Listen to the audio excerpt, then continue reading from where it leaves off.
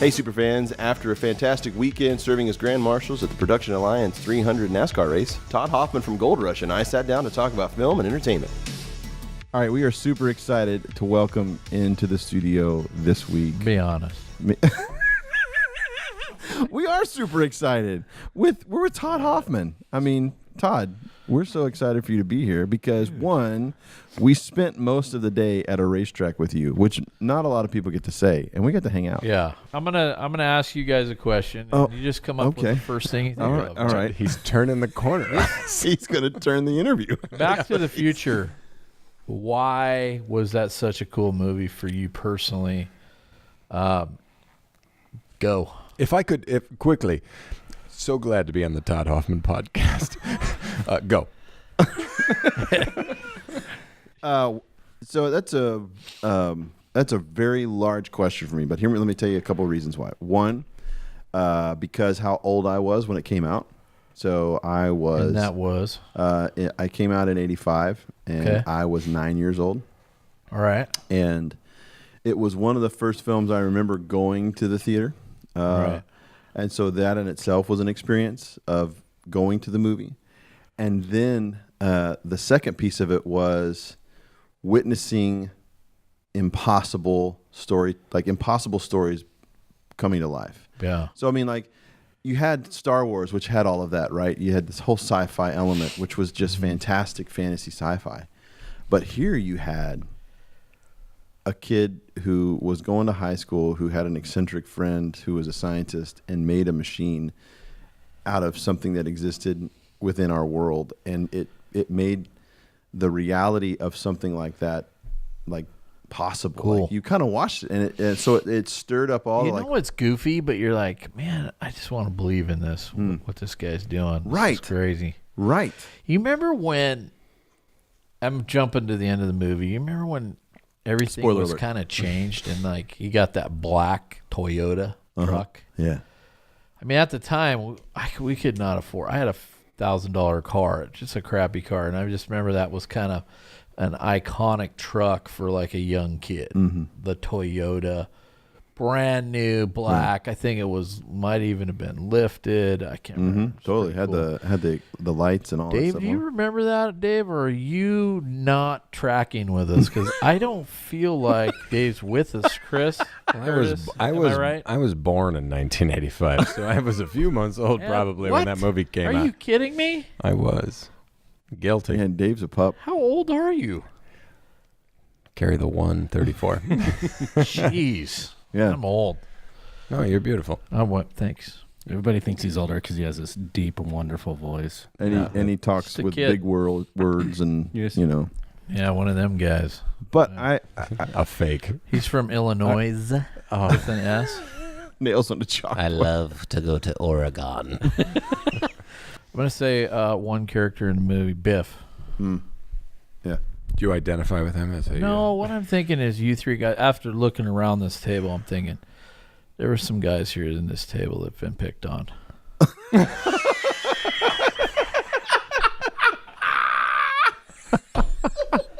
I don't think the playground was fun for all of us. You know who you are. I feel comfortable. Listen, I'm good. I was not Biff. I'll tell you that. I was definitely McFly, man. But and Biff, even but think about think that's it. what he's saying. Every single one of us, I don't care how cool we all think we are. We've had a Biff in our life. Am I right? totally, man. That's another thing that people identified with is that bully, and how are we going to get this guy back? Yeah, how man. is his dad going to stand up to this thing? How, we all have a Biff in our life right now. Totally. You know what I mean? Yep. 100%. Not to get too deep about Back to the Future, but there are some correlations to some stuff that's going on in every one of our lives. It tells a real story that everybody can identify with. Yeah. In some way, shape, or form. Like you said, you can identify Biff as whatever it is in your life. Yeah. But it's something that's... I've been being a Biff to Dave all day. Is this where you tell him to make sure there's 2 coats of wax in the car at this point? Yeah. Don't worry, Biff. I've got your homework. Too. Now, Biff, I never noticed that the car had any blind spot before when I would drive it. So what I pick up from you, I mean, you have an extremely successful career in entertainment. You have been a storyteller through your show Gold Rush, but that didn't start then. So give us a little pre-history here on when story and storytelling became important to you. 2008, 2009, economy crashes. My marriage almost crashed. I had a hard time right there. And I prayed to God and I said, God, I need another opportunity. As an entrepreneur, I'm out of, nothing's working. The economy sucked. I mean, we were all taking hits, everybody. And I remember when he gave me the idea of Gold Rush. And I just remember it plain as day. And it came from God. And I mean, I'm not trying to get weird here or anything. I'm not. No, I hear you. I don't know. There's something else. I think we kind of feel like we have something to share to the world. And you gotta remember, I grew up without the internet. So when the internet started going, I'm like, oh my gosh, what is this sweet lady? Are we gonna be able to actually do this kind of stuff on the internet? And I was the first guys that did live broadcasting. Discovery would throw letters from their attorneys at me because I'm live broadcasting. Of course, Facebook comes out with it, and then they encourage you to do it. Right. 2 years later. Yeah. I'm doing live broadcasts on the internet, and I'm getting thousands and thousands of viewers. And Discovery did not know what to do with that, but I want to always try to push the envelope a little bit. And technology is always part of that, Just some of the stuff you've done, like what I've seen you guys do and what's coming up in one of your episodes about Back to the Future is going to be a must-see because you guys are combining some CGI, some really cool stuff with real footage, and that is the future. CGI is getting incredible. I'm working with some CGI stuff with cartoons. So yeah, I mean, there's some neat stuff coming. So obviously people know you from TV, and mix that with the storytelling piece that you've had kind of developing. When it comes to the whole picture of entertainment, is film a thing for you? Like, you love movies? Would you like to tell stories through that medium? I mean, Chris and I know each other for a while, and a long time ago, we had talked about movies, and to think about certain movies that impacted my life. Have you guys ever seen Cinderella Man with Russell Crowe? Oh, yeah. Of course. Yeah, great flick. That movie, yeah, very impactful. One of the most important movies, though, that I've in scenes that I have ever seen, Schindler's List. Okay, not to get go a little bit darker, but it's at the end when Liam Neeson, who's playing Oscar Schindler, is talking to Ben Kingsley, and he's looking at his life, and he's looking at his car, and he reaches up, and he's got a gold pin like this in his pocket, and he's like, I could have got 10 more Jews with this car. I could have bought 2 more Jews with this gold. It's really gold. And he just started thinking, I could have saved more people while I was doing this. Yeah. And he had regret. But then they all came around him, all of the Schindler Jews, and they put their arms around him and said, you did a good job. But he had remorse, And I don't think any of us want to leave this earth with remorse. And that was a picture for me to use TV and movies or whatever I'm doing to represent my faith in Jesus Christ. And another huge, impactful scene, and a lot of people will attest to this, is in Tombstone. Everybody seen Tombstone? Yeah, man. Of course. Matter of fact, Dave reminds me of Johnny Ringo a little bit. Kind of a goofy Johnny Ringo, but not tough, without gun ability. You know what I mean? Or a crew. I can see that. Or friends. You don't know what kind of gunfighter I am. Absolutely. And you have no idea how How many friends? Tough you have? I am. I have 3 friends. They're all here. You're included. Absolutely. I'd be in that list. I'm one of 5 But boys. you, and I do talk you tough. guys? I mean, do you remember when Wyatt Earp is gonna? He has to face off with Johnny Ringo. Yeah. He's not as fast as Johnny Ringo. Nope. You know what I mean? Nope. And his buddy, freaking Doc Holliday, shows up. You know, and takes the place of he protects his friend. Yeah.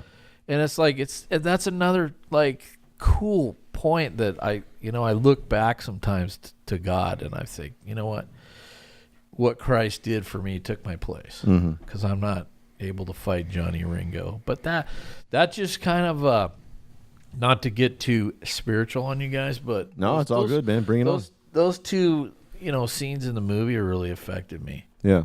And I think about them to this very day. So you guys are going to get a kick out of this. I remember waiting in line with my mom. My mom's like, there's a new movie coming out called Star Wars. And I'm like, I'll be doggone.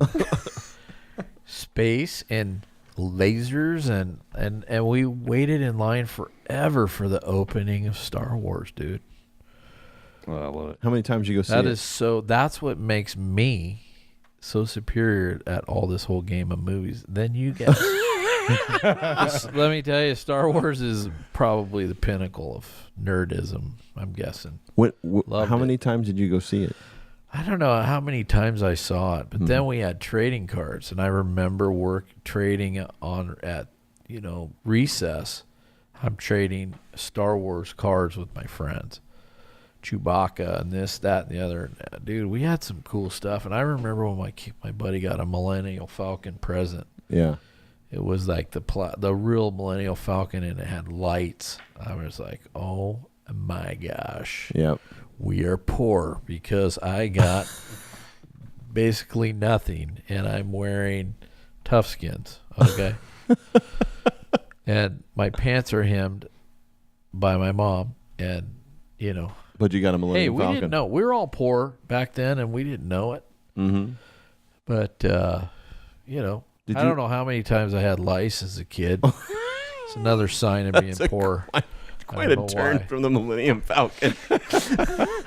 Do you still bringing it back around? Do you still have all those toys somewhere? Did you keep them? No, but I wish, man. I Right? had some cool stuff. I do too. I wish I still had really mine. cool stuff. Yeah. Yeah. No, it's I worth- didn't. it's worth money. Who would have thought? No back one. then you're just like, No one thought. yeah, no, Even- that would have been cool. Even the studio didn't care because when Lucas put it in this contract, it said, I want all the licensing rights. And they're like, okay, fine.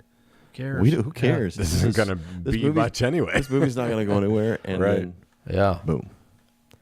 I had a car. I had a 32 Ford that bought from my buddy over here, and he bought it from another guy who got it from George Lucas. Oh, really? Wow. A 32 Ford. Was it used in like a American Graffiti I or don't know something? how. I have no idea. Interesting. That's wild. But yeah, it was crazy. So give me some of your like favorite entertainment world stories where you were just like, this is just ridiculous. I was in a lobby one time, and I look over there and I see Dr. Phil, and I'm like, holy crap! And he walks over and he goes, "Hi, Todd. Hey, Todd." And I'm like, holy crap, Dr. Phil. Because I guess he'd had, I don't know what dealings with Discovery, but I'm in the same lobby and he knows who I am. So he'd watched the show. Another guy that really loved our show before everything got weird was Kevin Spacey. Oh, yeah? Yeah. Tom Hanks. Weird watched with the show. you or him? Dave, you want us to get into some more cuts? What's going on here? No. But yeah, like, and then Discovery one time goes, "Hey, Todd, we want you to go speak at the Upfronts. That's where they showcase new shows. You got, you're in Chicago, and you got all these, advertisers and people that spend money at the network, and they're like, listen, we need your dad and you to come on, and you're on right after Oprah Winfrey. I'm like, what? So they had just done a deal with the OWN network, and so I'm thinking to myself, holy crap. So I'm backstage, and Oprah Winfrey's up there, and she's, talking about who knows what. I mean, she puts a speech together, and it means absolutely nothing. It's like, I mean, it's mumbo jumbo, and it's weird. I mean, it's strange, right? She's probably going to hate me for this, but she probably won't see this podcast, I'm guessing. Well, that wasn't very nice. Anyways, I don't think she's waiting for the next one to come out. So anyways, how do you know? I can track all 122 I'm current going to go out on a limb, Dave, and say Oprah probably won't hear this. But if you do, Oprah. Yeah, if she does, hey, we I'm love sorry. you. Call me. Just kidding, Oprah. So she's getting off stage, and I'm supposed to get on stage, right? Yeah. And there's this little hallway, and it's dark, right? And I'm like supposed to get on, and I got my hard hat on, and I'm like with my dad's behind me, and she's blocking the way, and there people are freaking out, like, Todd, go on, you're on, and she's standing there like this, and her helpers are changing her $1 million shoes to put her slippers on. And I'm watching all this, thinking to myself, and she's staring right at me. It's in the dark, and she's staring right at me, and I'm like, I go, Oprah, I'm on right now. I can't go around you. And we kind of do the old sideways thing, and,